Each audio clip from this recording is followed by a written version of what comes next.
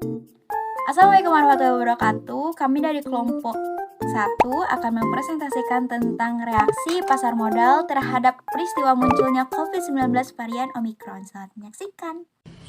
Baik, pada slide kali ini saya akan membahas mengenai tujuan penelitian.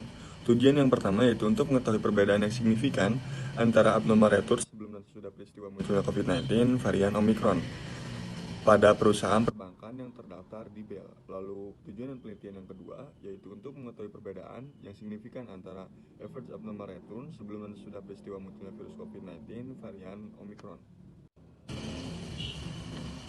Baik, pada slide selanjutnya saya akan membahas mengenai manfaat penelitian. Yang pertama adalah manfaat teoritis. Penelitian ini diharapkan dapat memberikan manfaat berupa bukti empiris mengenai studi peristiwa yang diimplementasikan untuk menjelaskan reaksi pasar modal terhadap peristiwa non-ekonomi, di mana dalam hal ini adalah kemunculan COVID-19 varian Omicron. Lalu manfaat praktis, penelitian ini dapat diharapkan memberikan manfaat praktis berupa informasi kepada berbagai pihak sebagai dasar pengambilan keputusan dalam berinvestasi dengan didasarkan peristiwa yang memungkinkan investor harus mempersiapkan strategi untuk meminimalisir risiko kerugian yang mungkin dialami. Untuk latar belakang masalah itu kelompok kita mengambil 4 poin penting. Yang pertama, pasar modal memiliki peran yang sangat besar bagi perekonomian suatu negara karena pasar modal memiliki dua fungsi, yaitu fungsi ekonomi dan fungsi keuangan. Nah, untuk poin yang kedua, pasar modal sangat peka terhadap peristiwa yang terjadi dalam suatu negara. Nah, untuk poin yang ketiga, Menteri Kesehatan mengumumkan bahwa munculnya COVID-19 baru yaitu varian Omicron pada tanggal 16 Desember 2021. Nah, untuk poin yang terakhir yaitu sehingga kami ingin membuktikan bahwa peristiwa tersebut akan berdampak pada pasar modal atau tidak dengan teknik studi event. Nah, untuk selanjutnya ada identifikasi masalah. Identifikasi masalah terdapat dua poin, yaitu yang poin yang pertama, apakah terdapat perbedaan yang signifikan antara abnormal returns sebelum dan sesudah peristiwa munculnya virus COVID-19 varian Omicron pada perusahaan perbankan yang terdaftar di BI. Nah, untuk yang kedua, apakah terdapat perbedaan yang signifikan antara average abnormal return sebelum dan sesudah peristiwa munculnya virus COVID-19 varian Omicron. Selanjutnya ada kerangka pemikiran. Adapun kerangka pemikiran dalam penelitian ini tertuang pada gambar 1.1, yang mana dijelaskan pengumuman munculnya COVID-19 varian Omicron berpengaruh terhadap pasar modal, yang mana menghasilkan dua hipotesis, yaitu abnormal return dan average abnormal return, yang masing-masing menghasilkan informasi sebelum pengumuman dan sesudah pengumuman. Selanjutnya hipotesisnya. Hipotesis 1, diduga terdapat perbedaan yang signifikan dari abnormal return sebelum dan sesudah pengumuman munculnya varian COVID-19 varian Omicron. Hipotesis kedua, diduga terdapat perbedaan yang signifikan dari average abnormal return sebelum dan sesudah pengumuman munculnya varian COVID-19 varian Omicron. Di sini saya akan menjelaskan mengenai kajian pustaka, di mana yang pertama ada definisi pasar modal, yaitu pasar modal merupakan tempat untuk memperjualbelikan sekuritas yang umumnya lebih dari 1 tahun, seperti saham dan obligasi. Pasar modal memiliki peranan yang penting dalam perekonomian suatu negara, di mana pasar modal dipandang sebagai salah satu sarana yang efektif untuk mempercepat suatu pembangunan. Pasar modal merupakan suatu tempat berupa gedung yang disiapkan guna memperdagangkan saham-saham, obligasi-obligasi, dan jenis surat berharga lainnya dengan memakai jasa para perantara pedagang efek. Menurut Sunariah tahun 2011.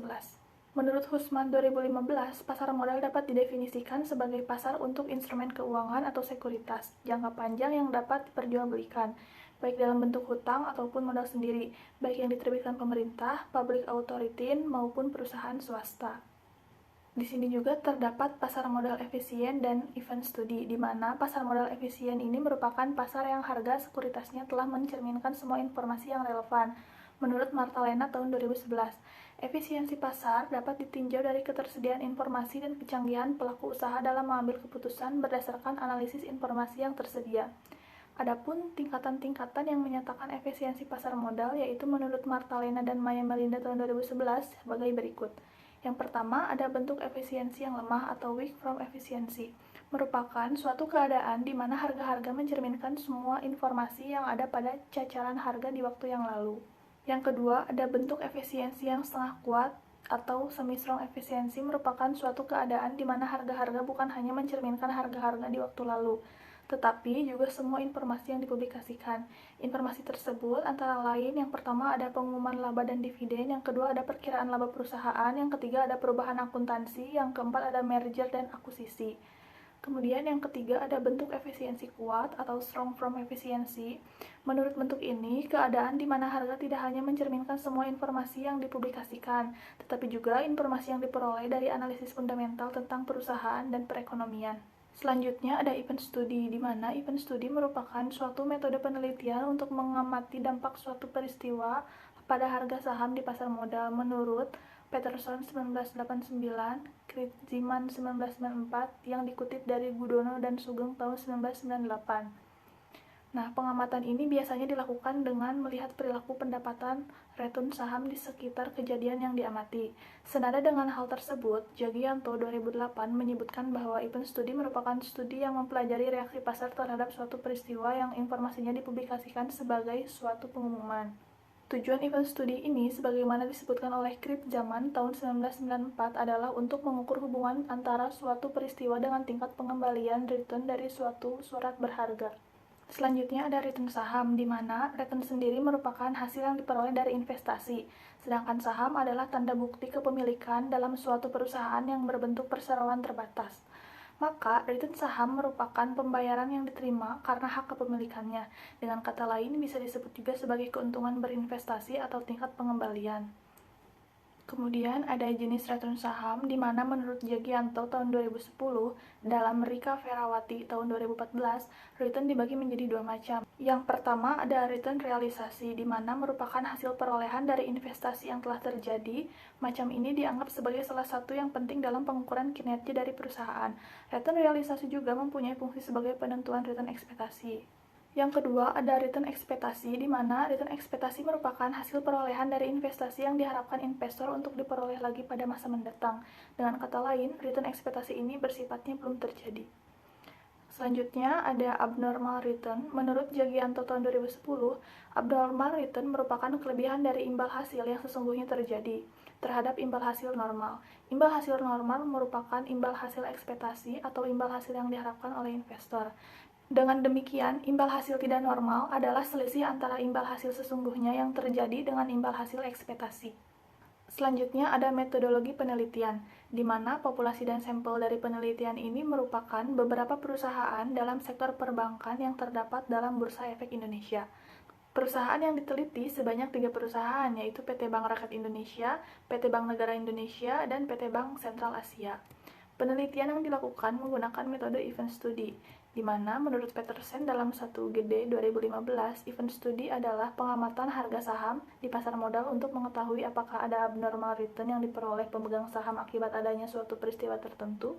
Peristiwa yang diuji pada penelitian ini adalah peristiwa kebijakan kenaikan bea cukai rokok bulan Desember tahun 2020, di mana informasi dari peristiwa ini akan diuji pengaruhnya terhadap reaksi pasar modal di 3 perusahaan di Indonesia yang diproyeksikan terhadap abnormal return yang terjadi pada periode pengamatan yang ditentukan. Selanjutnya ada teknik analisis. Teknik analisis menggunakan teknik analisis event study, di mana menurut Elton dan Gruber tahun 1995 dalam Randa 2012 menyatakan metodologi untuk event study umumnya mengikuti prosedur sebagai berikut. Yang pertama, mengumpulkan sampel perusahaan yang mempunyai suatu peristiwa yang ingin diteliti.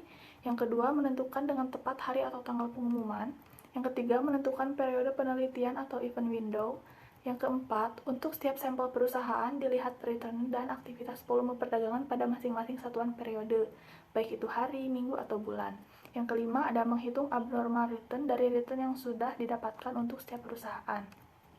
Selanjutnya, ada teknik analisis menggunakan teknik analisis abnormal return, di mana langkah-langkah analisis data yang dilakukan dalam penelitian ini adalah sebagai berikut. Yang pertama ada melakukan studi dari jurnal-jurnal terkait untuk mempermudah melakukan penelitian, menentukan peristiwa, menentukan periode jendela, dan periode estimasi. Yang kedua, menetapkan sampel penelitian. di mana mengidentifikasi perusahaan yang terkena dampak secara langsung atas kebijakan kenaikan bea cukai rokok. Yang ketiga, menentukan waktu penelitian. Pengamatan ini peristiwa menggunakan periode penelitian selama 13 hari, bursa yang dibagi ke dalam 2 periode waktu, yaitu 5 hari periode estimasi dan 8 hari periode jendela. Yang keempat, adanya mencatat harga saham harian atas harga saham perusahaan yang diteliti. Yang kelima, menghitung aktual return selama periode estimasi dalam periode peristiwa. Yang keenam, menghitung return ekspektasi pasar, di mana menghitung return ekspektasi pasar itu merupakan return yang digunakan dalam pengambilan keputusan investasi atau return yang diharapkan akan diperoleh di masa yang akan datang oleh investor. Yang ketujuh, ada menghitung abnormal return. Abnormal return ini adalah selisih antara return sesungguhnya yang terjadi dengan return ekspektasi. Selanjutnya, ada teknik uji statistik, di mana data yang diperoleh akan melalui berbagai tahapan analisis, diawali dengan statistik deskriptif, kemudian dilanjutkan dengan uji normalitas, ujian sampel t-test, serta paired sampel t-test. Ada atau tidaknya signifikan pada saham PT Bank Rakyat Indonesia, PT Bank Negara Indonesia, dan PT Bank Sentral Asia di sekitar periode peristiwa akan diketahui dengan melihat hasil ujian sampel t-test dan paired sampel t-test dengan kriteria pengambilan keputusan, yaitu jika nilai signifikan lebih besar dari 0,05 maka menerima H0 dan menolak H1 menurut Ghazali tahun 2016. Di sini saya akan menjelaskan mengenai data penelitian serta pengujian hipotesis. Untuk data penelitian, di sini sudah terlihat bahwa ada beberapa tabel, di mana pada tabel pertama berisi data abnormal return pada PT Bank Rakyat Indonesia Persero Tbk atau BRI. Di mana di sini terlihat bahwa expected return yang dihasilkan yaitu sebesar 0,0054 yang sudah kami hitung dari cost price periode tertentu. Kemudian, adapun abnormal return pada 3 hari sebelum TO atau hari pengumuman, yaitu pada 13 Desember 2021 dengan abnormal return sebesar 0,0019. Pada 14 Desember 2021 sebesar minus 0,0126 dan pada 15 Desember 2021 dengan abnormal return sebesar 0,0116. Kemudian, adapun T0 yaitu hari pengumuman pada tanggal 16 Desember 2021 dengan abnormal return sebesar minus 0,0197. Kemudian, abnormal return 3 hari setelah T0 yaitu 17 Desember 2021 sebesar minus 0,0126, 20 Desember 2021 sebesar minus 0,0030, dan yang terakhir yaitu 21 Desember 2021 dengan abnormal return sebesar minus 0,0151.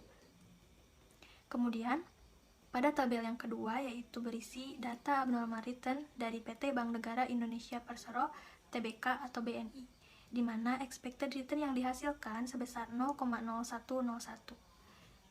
Adapun abnormal return pada 3 hari sebelum T0 yaitu 13 Desember 2021 sebesar 0,0212,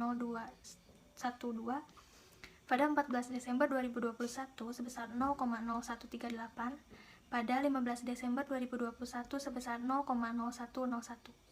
Adapun abnormal return pada hari H pengumuman atau T0 yaitu pada tanggal 16 Desember 2021 sebesar minus 0,0080, dan adapun abnormal return pada 3 hari setelah T0 yaitu pada tanggal 17 Desember 2021 sebesar 0,0101, pada 20 Desember 2021 sebesar 0,0064, dan yang terakhir pada 21 Desember 2021 sebesar 0,0064. Kemudian, pada tabel yang ketiga yang berisi data dari abnormal return PT Bank Sentral Asia Tbk atau BCA dengan expected return yang dihasilkan sebesar 0,0035 dan abnormal return pada 3 hari sebelum T0 yaitu pada tanggal 13 Desember 2021 sebesar minus 0,0137, pada 14 Desember 2021 sebesar minus 0,0035, pada 15 Desember 2021 sebesar minus 0,0035, dan abnormal return pada hari H pengumuman atau T0 yaitu tanggal 16 Desember 2021 sebesar minus 0,0069, dan 3 hari setelah T0 yaitu abnormal return-nya pada tanggal 17 Desember 2021 sebesar 0,0274, pada tanggal 20 Desember 2021 sebesar minus 0,0202 dan yang terakhir pada 21 Desember 2021 dengan abnormal return sebesar minus 0,0035. Kemudian, saya akan menjelaskan mengenai hasil dari pengujian hipotesis, di mana data penelitian yang sudah saya paparkan sebelumnya itu sudah melewati beberapa uji statistik, di mana yang pertama yaitu uji normalitas, di mana hasil atau nilai signifikan dari semua bank yaitu lebih besar dari 0,05, sehingga dapat disimpulkan bahwa semua data berdistribusi normal. Kemudian uji yang kedua yaitu uji one sample t-test, di mana min untuk Bank BRI didapat sebesar minus 0,007, di mana di sini artinya bahwa terdapat reaksi negatif dari investor. Sedangkan untuk nilai signifikan pada BRI sebesar 0,140, lebih besar dari 0,05. Oleh karena itu, H0 diterima, yaitu tidak terdapat perbedaan yang signifikan dari abnormal return pada hari di sekitar pengumuman. Kemudian, min yang dihasilkan dari Bank BNI, yaitu sebesar 0,0086, artinya ada reaksi positif dari investor. Sedangkan untuk nilai signifikannya sebesar 0,044 lebih kecil dari 0,05, sehingga hipotesis 1 diterima, yang artinya terdapat perbedaan signifikan abnormal return pada hari di sekitar pengumuman. Kemudian, pada Bank BCA, nilai min yang dihasilkan sebesar minus 0,0034, yang artinya terdapat reaksi negatif dari investor. Kemudian nilai signifikannya sebesar 0,570, lebih besar dari 0,05, sehingga H0 diterima, yaitu tidak terdapat perbedaan yang signifikan dari abnormal return di sekitar hari pengumuman. Adapun uji yang terakhir yaitu uji paired sample t-test, di mana pada uji ini dihasilkan nilai signifikan two-tailed yaitu sebesar 0,630, lebih besar dari 0,05, yang artinya H0 diterima, sehingga dapat disimpulkan bahwa tidak terdapat perbedaan signifikan abnormal return sebelum dan sesudah pengumuman peristiwa munculnya COVID-19 varian Omicron. Alasan hasil penelitian ini adalah untuk hasil pengujian menunjukkan bahwa respon pasar terhadap pengumuman peristiwa munculnya COVID-19 varian Omicron tidak terlalu besar. Kemudian hal itu mencerminkan bahwa investor memberikan reaksi negatif terhadap peristiwa ini. Dan ada kesimpulannya. Kesimpulannya pertama, pada perusahaan BRI dan perusahaan TBK atau BCA tidak ditemukan adanya perbedaan yang signifikan dari abnormal return di sekitar hari pengumuman peristiwa munculnya COVID-19 varian Omicron.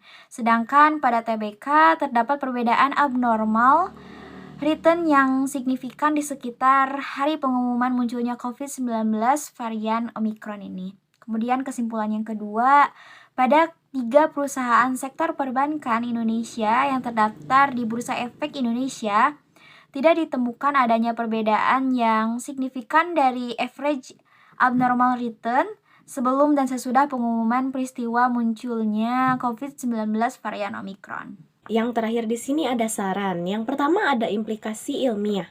Penelitian diharapkan dapat menjadi acuan bagi penelitian-penelitian setelah kami yang meneliti hal yang sama, yaitu tentang COVID-19 ini. Penelitian ini masih menggunakan objek yang terbatas, jadi kami harapkan agar peneliti-peneliti setelah kami ini menggunakan objek yang lebih besar agar informasi yang didapat lebih lengkap. Yang kedua ada implikasi manajerial. Nah, penelitian ini diharapkan dapat memberikan informasi bagi perusahaan agar dapat bersikap lebih bijak dalam menanggapi informasi dari setiap peristiwa.